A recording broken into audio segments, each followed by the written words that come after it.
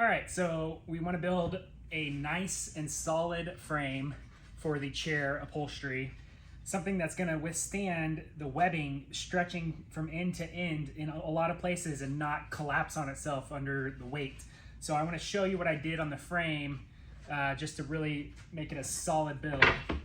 And we're going to show that this is a slip joint, essentially a big groove on one board and a tenon on the other slips in, and you glue it, and you're not gonna really have much chance to break that apart. The glue is gonna be really strong. So my cushions are going to have a pretty square seat, and then the back is more of a diagonal angled piece. So same width frames, different dimensions. First thing I'm going to do is just put the webbing down. I already have measured. I know that I need to start my webbing here, and it's going to go 4 pieces across this direction. So I'm going to go about 1/2 inch, 3/4 of an inch past, 1/2 inch from the edge. I'm going to start stapling. Run a staple line. I'm going to fold it back and hit it again.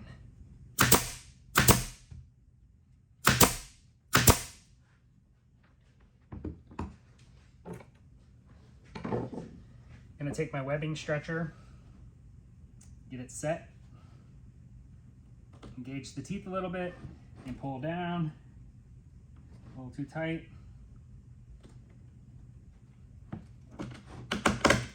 When I pull that down, you can hear it's tight like a drum. That's exactly what you want.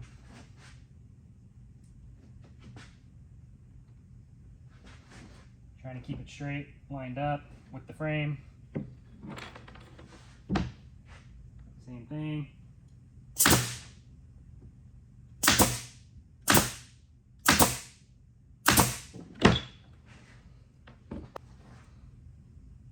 Cut my webbing 3/4 of an inch past, fold it over, and hit it again.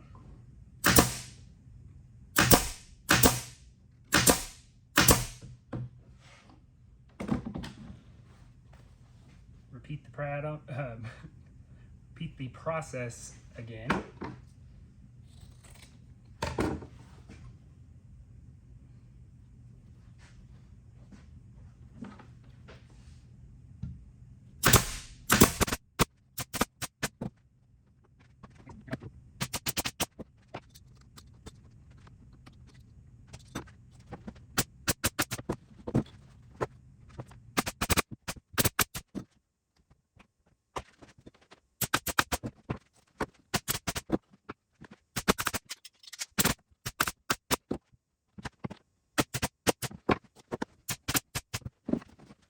All right, so now we are going to weave all of this through the pattern. I'm going to preemptively cut enough fabric past that I can stretch.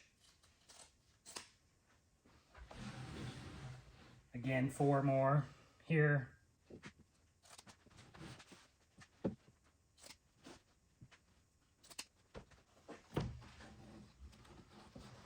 Weave my pieces through. Every other one, I'm going to alternate where I start, either on the top or the bottom, so that I get a really tight grid mesh.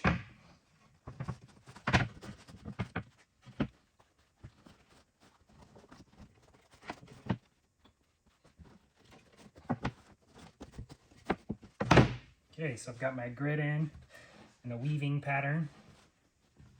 So now I'm just going to pull through and get where my starting point is on all of these, so that I can nail down an edge and then stretch and finish out.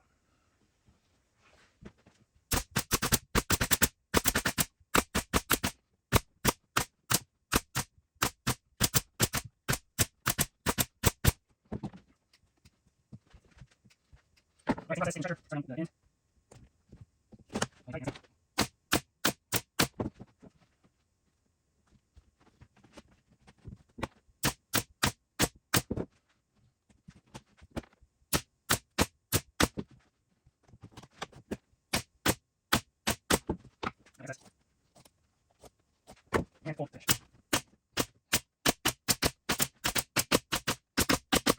This frame is all gridded and tensioned. Should sound like a drum when you hit it. So very tight and tensioned, but it still has flex and give, but it supports all the foam on the cushion. All right, so after trimming and attaching all the pieces, we're gonna take this jute fabric, also known as Hessian, just to, if there were holes in between the webbing, you want to bridge that gap with more support. So we just lay this on and we are going to fold it over and staple. Do that all the way around at the centers.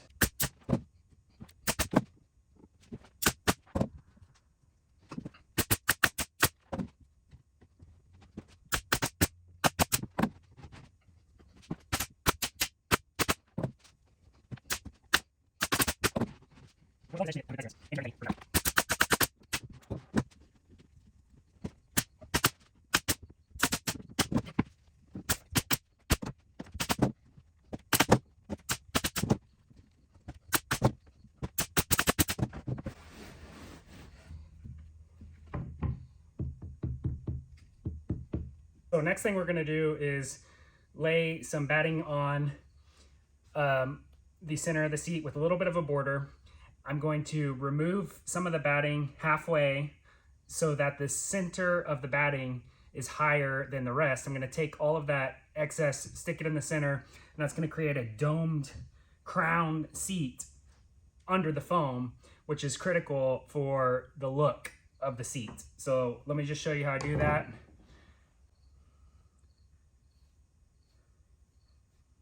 Literally just fading out the foam by splitting it in half, essentially.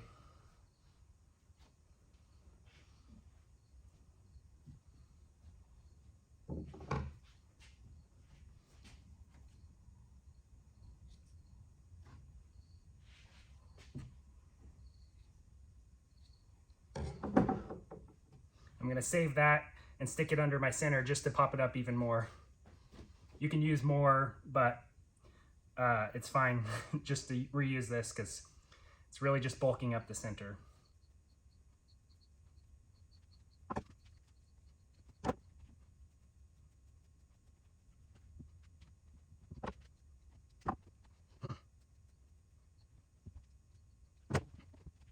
So I've got my center. I'm gonna glue these pieces on just to bulk up the center even more.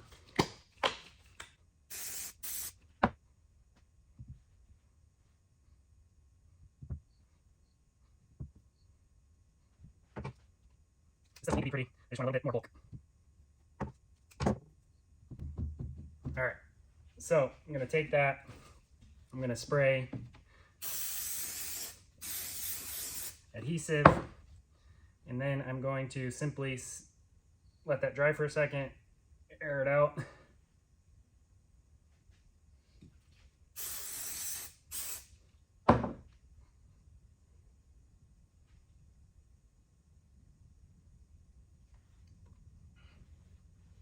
And then I will place it.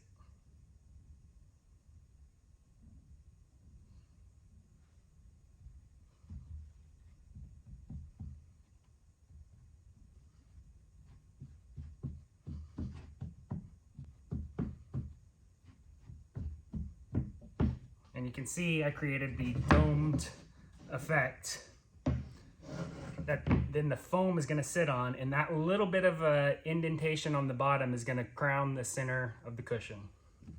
So next step is going to be putting the foam on the frame, and this seat cushion is going to be 4 inches thick. The back is going to be 3 inches thick. And essentially what I need to do is trace this piece on to my border.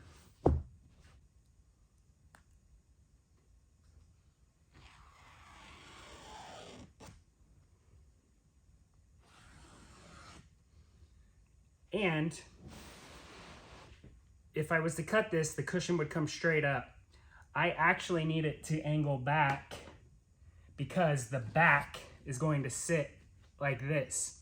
And if my cushion came straight up and that one came out, there would be a void under here. So I need to get the correct angle cut on the foam as well. All right, so after taking my foam to the chair, I calculated the correct angle where the cushion on the back is at an angle and intersects the seat. So that angle was transferred, drawn out, and now I'm going to simply take a kitchen cutting knife and slowly cut and follow my lines for my guides and cut that beveled angle.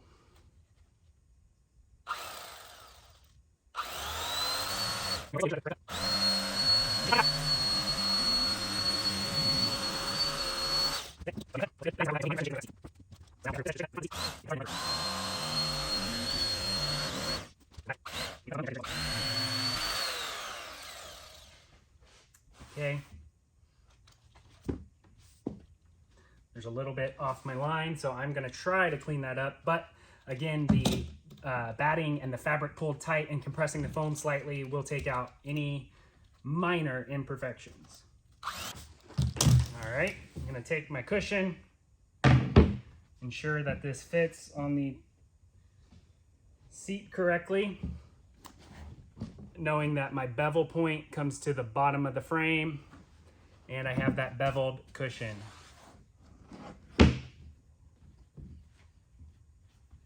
And as you can see, this rocks on the center, which actually creates the crown in the center of the seat.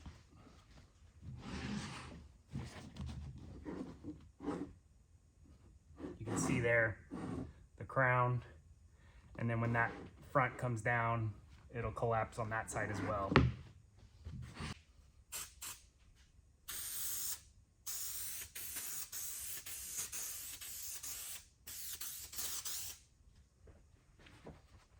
Spraying both sides of the foam and the back frame.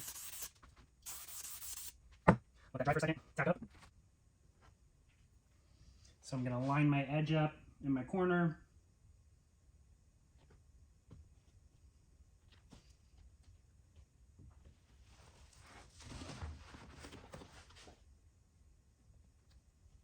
This is a critical point that I don't miss the frame.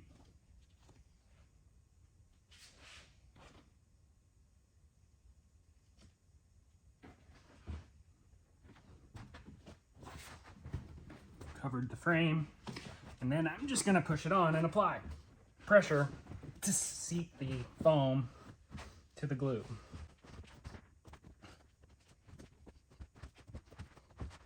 And if you look closely,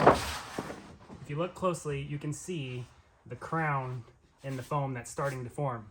Once I wrap this in batting, put the fabric around it tight, it's going to have a nice appearance.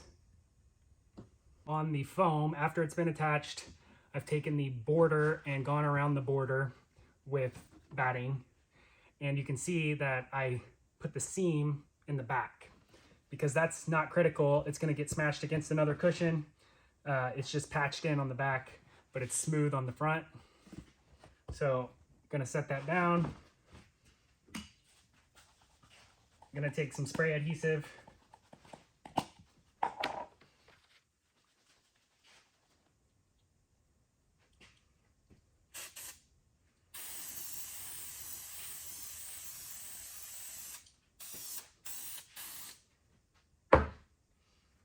Take my piece of batting,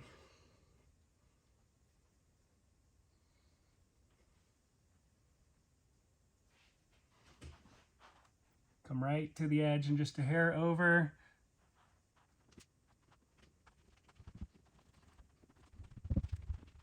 And then I'm going to just trim very lightly on some of the spots that have a little too much excess.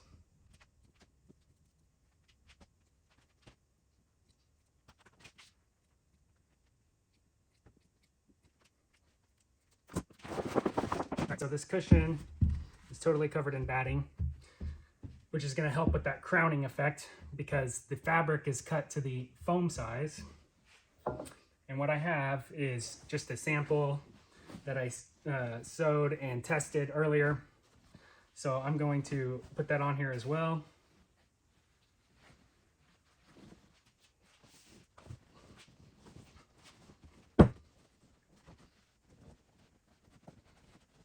Get that kind of started pretty evenly, and then stretch it over.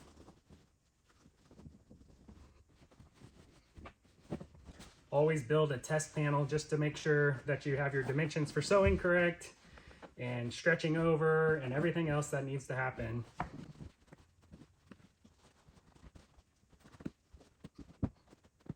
So the next steps would be to take this and throw a couple temporaries in just to see that it fits correctly. So I'm just going to pin the centers.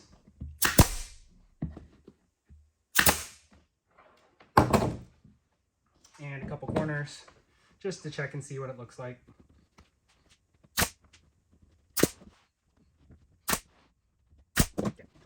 Obviously, I would stretch it differently and even as possible.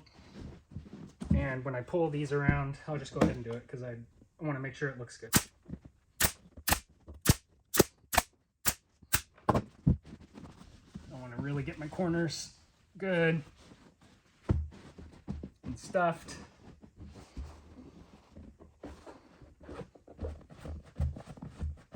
This wedge side.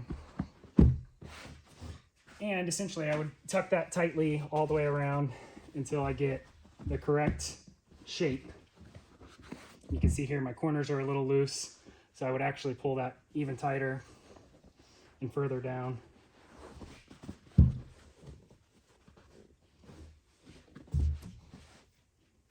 But essentially that's what we're going for. Getting the actual fabric applied, stapled, trimmed. Last step is going to be taking the dust cloth, and all we're going to do is fold it under on an edge, get a nice straight edge on my fold, and staple it. So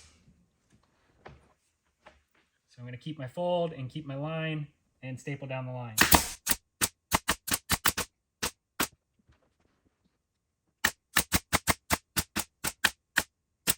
Done that, I'm going to pull some tension.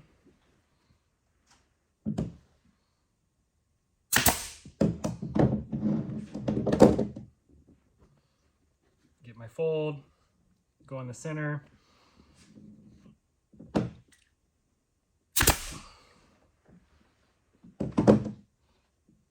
Take my fold out to the corner with tension. Fold out to the corner with tension.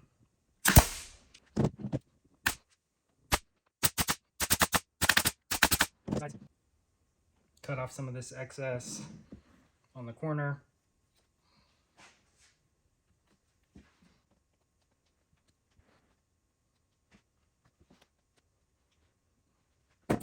Then I am simply going to roll the corners in and tuck it under.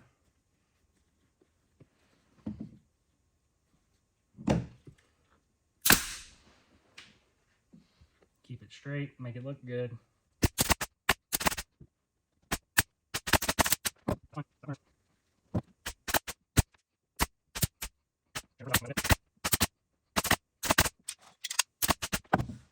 And the dust cover is applied. My cushion is done.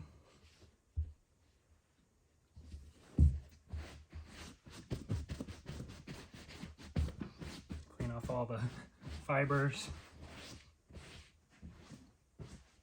And it's ready to go. Take to the chair. All right, now everything is dry and it is time to attach the cushion. So I already pre-drilled so that my holes in the frame were blackened as well with the rest of the finish, which is really gonna aid when I attach this and everything is still gonna look finished. So I'm just placing my seat where I wanted it.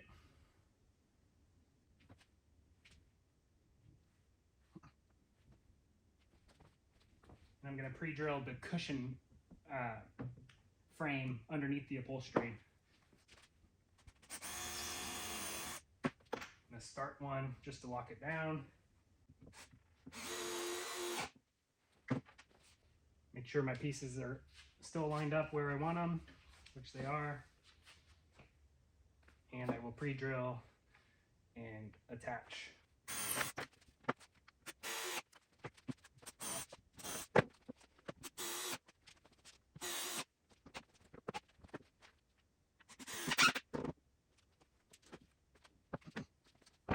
I hope you enjoyed watching how I take a frame for a seat cushion and upholster it for an upholstered chair.